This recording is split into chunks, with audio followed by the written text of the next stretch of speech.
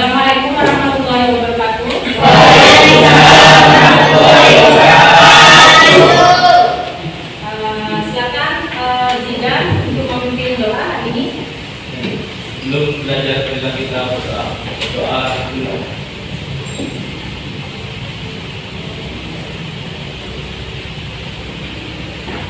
Doa. Ya, jadi anak-anak bagaimana kabarnya hari ini? Baik. Ya, alhamdulillah kita baru mengulangi materi geografi kelas 12 materi tentang ruang lingkup tata ruang ya. Nah di sini ibu absen dulu ya siswanya. Ada yang sudah masuk hari ini? Ada. Nama siapa? Valencia. Valencia ya, siapa lagi? Amalias.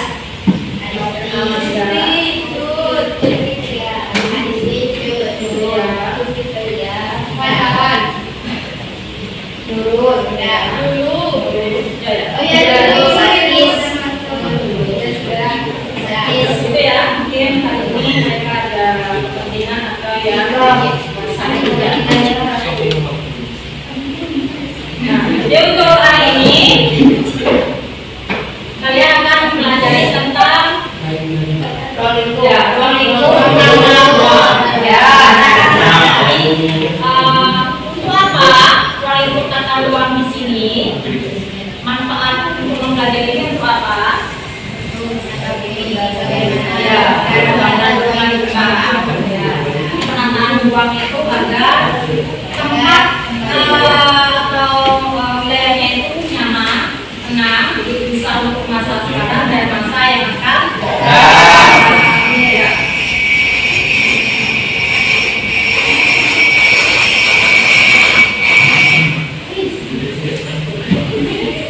Ya, jadi biar kalian lebih semangat lagi, kita sedikit ya. Silakan dipimpin dari ya, sedikitnya silakan ya. Ayo. Biar lebih semangat lagi dalam menyimak pelajaran. Oke, di sini yuk. Silakan dari maju.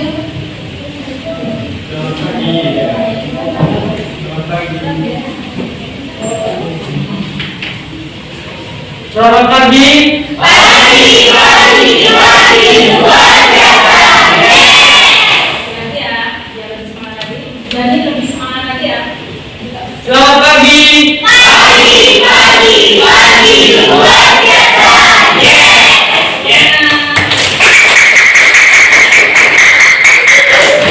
Terima kasih Nana ya.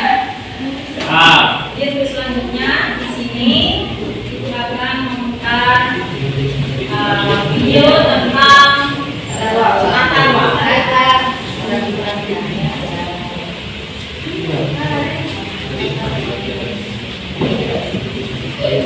Wow.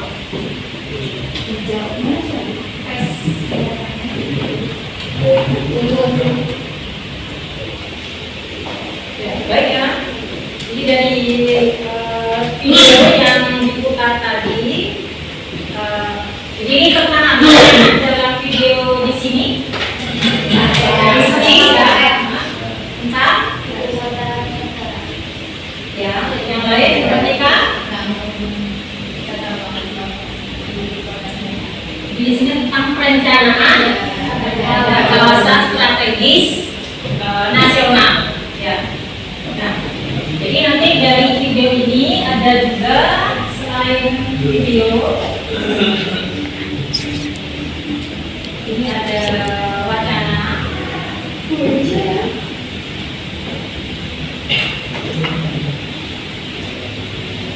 Ini tentang tata ruang dan kawasan strategis nasional ibu kota Nusantara.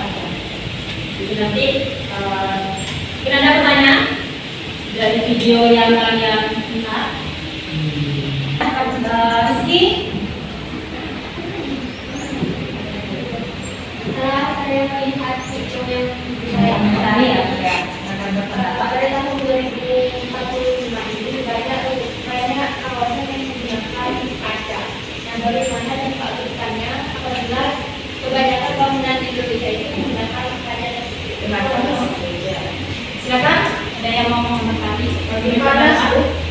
Nagita? Terjadi pemanasan global. Ya, silakan Pak.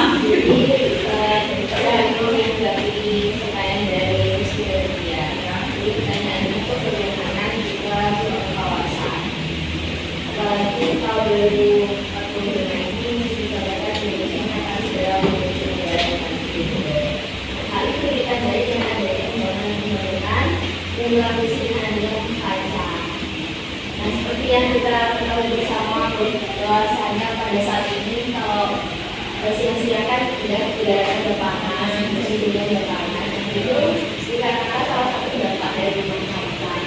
Di mana matahari kan itu memancarkan sinar. Namun karena adanya rumah kaca kan menjadi memakmurkan. Apalagi kan sekarang banyak dilakukan pembangunan tingkat awalnya. Di mana pada saat itu rumah kaca ini akan memantulkan sinar matahari. Nah, memantulkan sinar matahari ini akan membuat material powder ini semakin kalau karena itu karena semakinnya menipis saluran powder sehingga cahaya yang masuk ke tubuh Itu adalah si pemahamannya. Ya, memang apalagi setiap tahun tambah tahun kita ini dunia ini semakin apa? Panas karena memang banyak sekali faktor yang menyebabkan itu semua. Ya, gas emisi kendaraan, penggunaan CFC, ya, polusi udara. Jadi itu semua adalah strategi salah satunya, tapi tetap dunia ini tetap semakin menjadi panas. Ya. Hanya kita mengurangi saja kalau ingin lapisan ozon sudah bolong tidak bisa. Hanya mengurangi apa yang bisa menyebabkan menipis-nya lapisan ozon tersebut. Ya. Nah, cukup dulu ya. Nanti dari sini ada pertanyaan yang wacana, ada juga soalnya di sini. Nanti kita kalian diskusikan ya. Silakan untuk selanjutnya bentuk kelompok ya. Jadi ada 4 kelompok, silakan. Ada 4 kelompok ya. Kelompok 1, kelompok 2, kelompok 4. Silakan bergabung membentuk kelompok. Ya. Ibu akan kembalikan data PD-nya.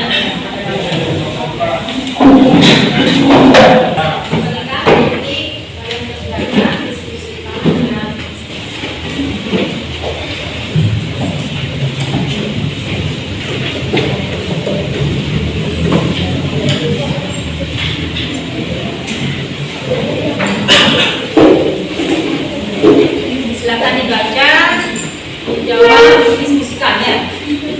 Per kelompok.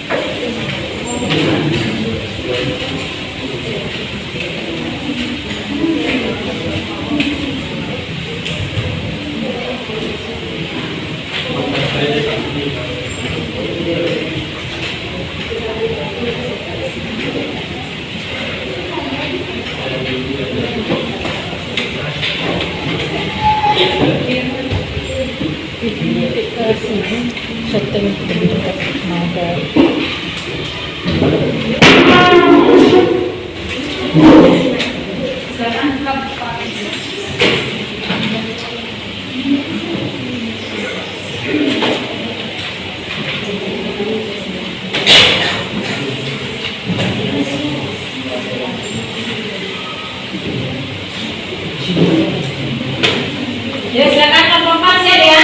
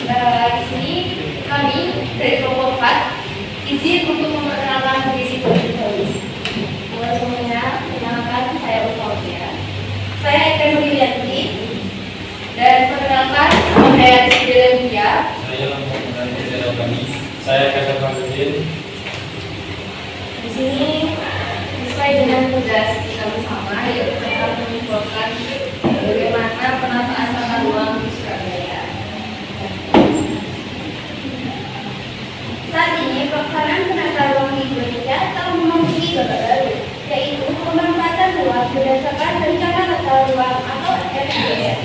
Dalam rangka mendukung hal tersebut, Kementerian Pekerjaan Umum atau PU melalui Direktorat Jenderal Penata Ruang melaksanakan media gathering yang berbaju meningkatkan pengendalian pemanfaatan ruang demi terbentuknya ruang yang aman, nyaman, produktif dan berkelanjutan di Surabaya kemarin malam.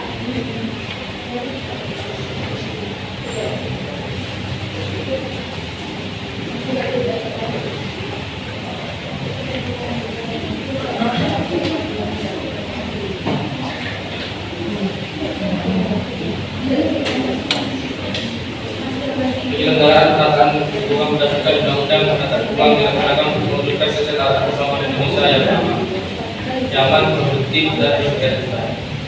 Tentunya hal tersebut harus didukung oleh peran serta masyarakat dan komunitas daerah yang konsisten, sehingga pemanfaatan ruang dapat dilakukan secara optimal. Begitupun dalam hal pengendalian. Tutur Direktur Jenderal Penataan Ruang, Kementerian PU Basuki Hadi Mulyono saat memberikan paparan.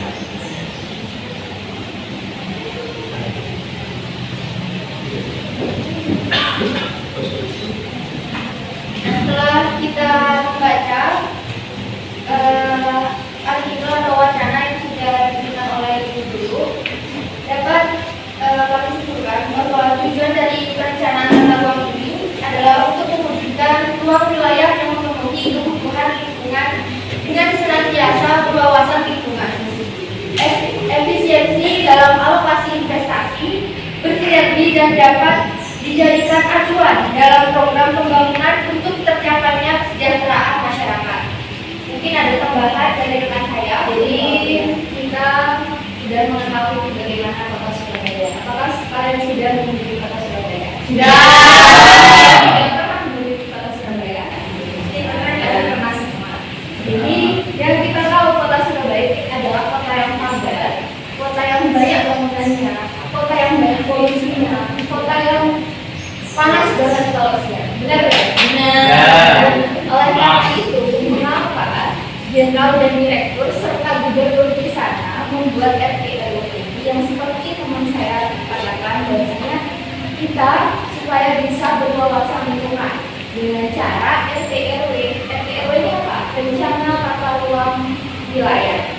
Jadi rencana tata ruang wilayah yang dilakukan oleh Gubernur Surabaya ini dilakukan dengan cara pemberian insentif dan juga pemberian disinsentif. Nah, apa sih pemberian insentif itu? Jadi pemberian insentif itu adalah Gubernur Surabaya ini mendorong segala upaya, segala kegiatan yang dimana tujuannya untuk memelihara lingkungan dan berwawasan lingkungan. Seperti apa contohnya adalah Car Free Day. Apakah di Bangkalan pernah ada Car Free Day? Nah, itu salah satu pemberian insentif yang sangat bertoleransi kepada RTRW. Nah, Car Free Day ini kan sangat menjaga lingkungan, tujuannya untuk menjaga lingkungan. Lalu pemberian disinsentif itu apa? Pemberian disinsentif adalah segala upaya yang ditolak oleh pemerintah karena tujuannya bukan untuk menjaga kawasan lingkungan Surabaya. Contohnya kayak pembangunan yang tidak disetujui oleh pemerintah. Nah, itu salah satu pemberian disinsentif. Jadi contohnya kayak penggunaan kendaraan bermotor dasar dan juga pabrik limbahnya dibuang ke sungai. Itu salah satu pemberian disinsentif. Lalu seperti yang kita ketahui bersama, Surabaya kan dekat sama pesisir. Oleh karena itu pembangunan ditujukan bukan hanya kepada bagian tengah kota saja, tapi pembangunan yang berwawasan lingkungan itu harus kita bangun kepada kawasan-kawasan yang tadi menjadi nelayan. Salah satunya adalah dekat pesisir tadi, memberikan dorongan kepada mereka agar bisa memenuhi kebutuhan hidupnya. Seperti itu. Ya, silakan. Sudah ya, jadi dari kelompok pertama, silakan yang mau bertanya, memberi pendapat. Kelompok lain ada yang mau bertanya? Silakan ya. Dari kelompok kita, silakan pertanyaannya. wabarakatuh. Waalaikumsalam warahmatullahi wabarakatuh. Jadi setelah saya simak presentasi dari kelompok 4, tadi dalam membuka dan lupa membuka tentang kredit. Jadi saya menanyakan Pak Ibu, dampak dari kegiatan itu apa? Kan di Bangkalan sebelumnya udah ada. Nah terus sekarang tuh ditiadakan. Itu dasarnya itu kenapa kok bisa ditiadakan? Oke, terima kasih atas pertanyaan dari kita. Kita mulai pertanyaan lagi. Apa sih manfaat dari kegiatan Car Free Day? Seperti namanya, Car Free Day, berarti hari tanpa mobil atau kendaraan. Nah, kita ketahui bersama bahwasanya kendaraan itu kan menghasilkan polusi, menghasilkan asap, dan mana itu sangat mengganggu kawasan lingkungan di sekitar kita. Oleh karena itu, dengan adanya kegiatan ini mampu mengurangi polusi di udara seperti berkali. Lalu pertanyaan kedua, mengapa kegiatan tersebut ditiadakan? Car Free Day ini adalah salah satu kegiatan yang dilaksanakan pada hari Minggu atau hari weekend. Kan kita sebagai masyarakat kan mempunyai kepentingan, punya kegiatan sendiri selain kegiatan weekend tadi. Oleh karena itu, kegiatan weekend tadi dilaksanakan dan dimanfaatkan untuk Car Free Day. Mungkin untuk kegiatan Car Free Day tidak dilaksanakan lagi karena seperti yang kita ketahui bersama bahwasanya pada saat ini banyak sekali kegiatan-kegiatan yang menyebutkan pemerintah Bangkalan. Salah satunya adalah pemilu dan juga anggota masyarakat di golongan lembaga pendidikan juga lagi sibuk untuk mengadakan ujian. Nah itu salah satu mungkin maksud kenapa Car Free Day ini tidak dilaksanakan. Namun mungkin akan dilaksanakan jika ada kegiatan-kegiatan besar seperti tahun baru, mungkin akan dilaksanakan karena tanggal merah itu adalah salah satu liburnya semester, libur semester dan juga libur bagi orang-orang seperti dari Bangkalan. Jadi Car Free Day ini manfaatnya yaitu sebuah gerakan untuk menurunkan ketergantungan masyarakat terhadap kendaraan bermotor. Gerakan ini dimulai dari kesadaran penduduk dunia mengenai bahaya pemanasan global dan pentingnya pengurangan emisi bahan bakar di dunia. Jadi biar tak terlalu banyak bahan bakar, asap, polusi terus, plastik terus, mati. Diharapkan dengan adanya kegiatan Car Free Day ini kita bisa mengurangi kendaraan motor atau mobil yang bisa menghasilkan polusi dengan cara jalan kaki atau sepeda ataupun dengan cara jogging. Nah itu kan selain mengurangi polusi kita juga membantu bagi diri kita sendiri. Begitu ya. Pertama kita keceplosan dulu.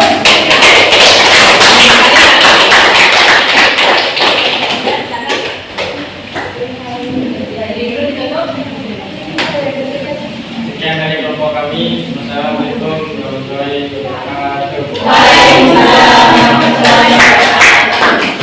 Silakan kelompok selanjutnya.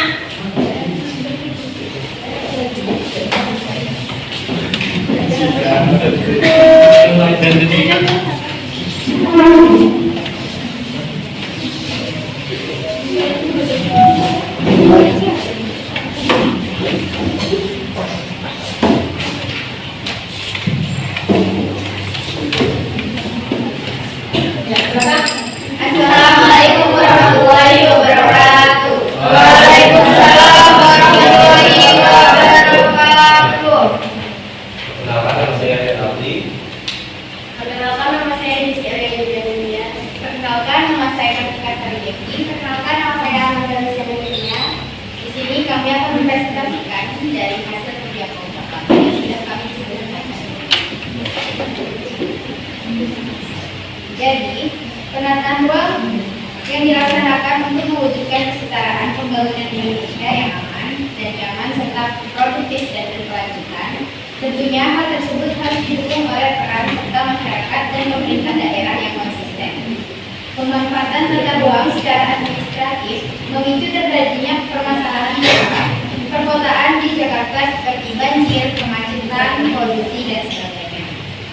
Banyak upaya-upaya yang telah dilakukan, diantaranya adalah pemberian insentif dan disinsentif, pemberian izin sesuai rencana tata ruang, melakukan pengendalian pencemaran dan perusakan lingkungan hidup dengan mengadakan car free day.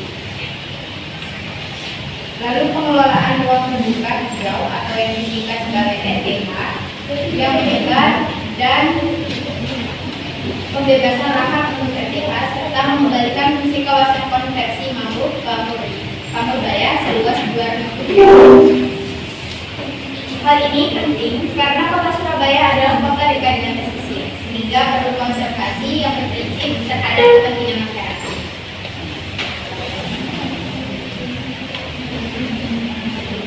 Kebijakan pemerintah pusat perwakilan anggota Komisi P DPR RI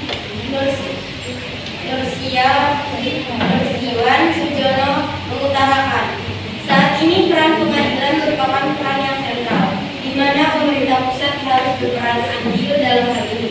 Sering pelonggaran penataan ruang terbuka di daerah-daerah, terutama daerah yang belum memiliki peraturan daerah atau perda. Lebih lanjut, Komisi menekankan bahwa insentif dan disinsentif merupakan wujudkan pengendalian yang dapat dijadikan kota unsur keberhasilan dalam pengendalian perubahan ruang.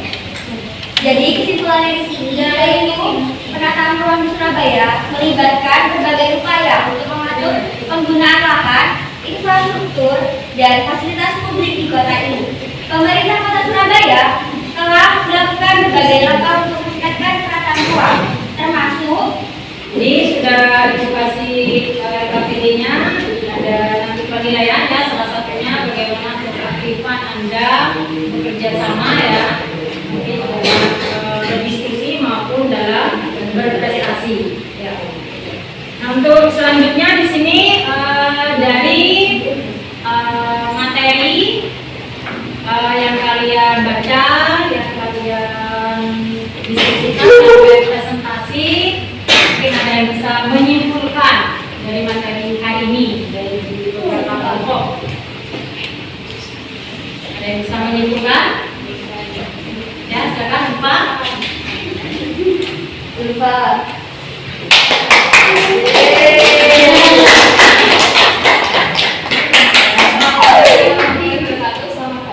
Waalaikumsalam warahmatullahi wabarakatuh. Pagi.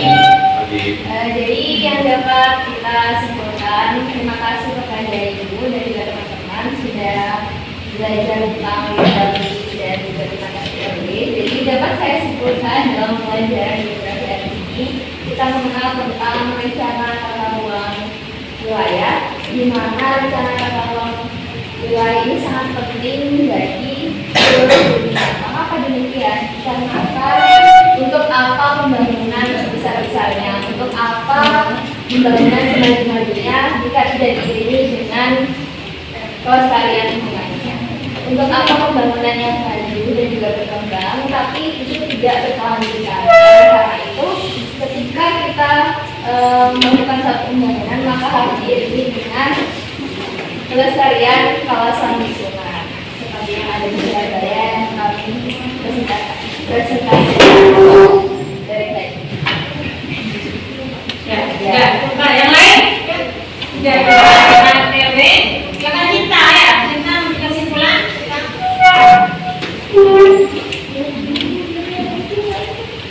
Cinta atau Kartika? Satu lagi? Ya.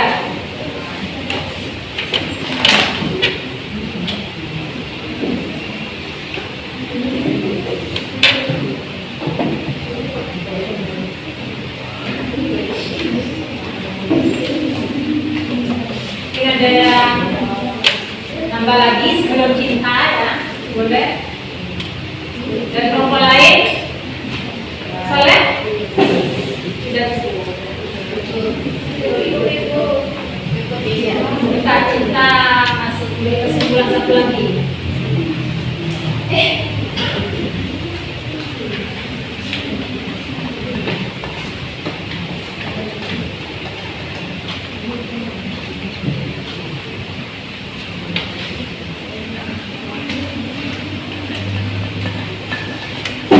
Ya, silakan Eka.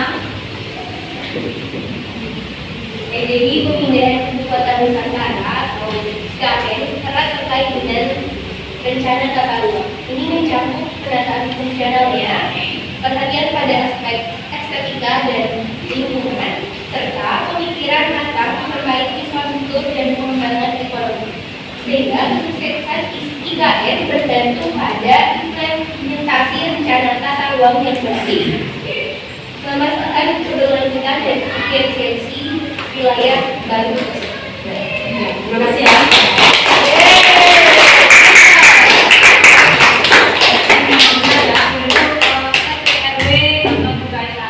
Memang harus kita perlu melestarikan lingkungan, jadi melihat lingkungan yang di sekitar kita, di apapun itu berupa tadi bagus apapun, kalau kita tidak memperhatikan lingkungan, jadi memang kedepannya akan terjadi ketidakseimbangan ya lingkungan ini, dan juga kan berdampak kepada anak kita nanti. Jadi memang lingkungan ini sangat penting sekali ya.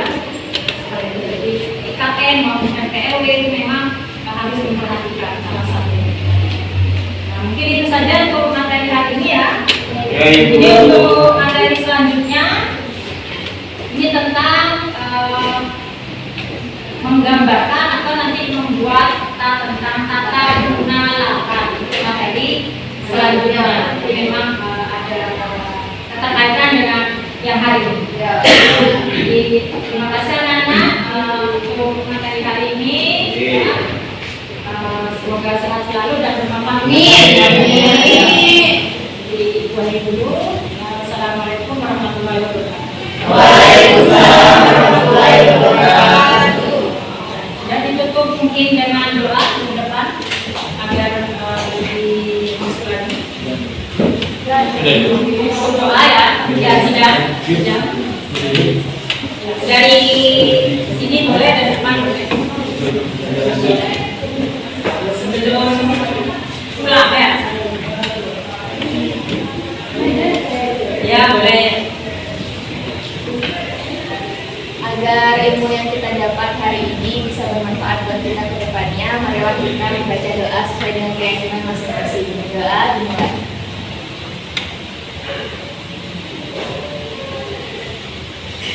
Berdoa tidak pernah selesai. Berdoa selesai. Ya. Assalamualaikum warahmatullahi wabarakatuh. Waalaikumsalam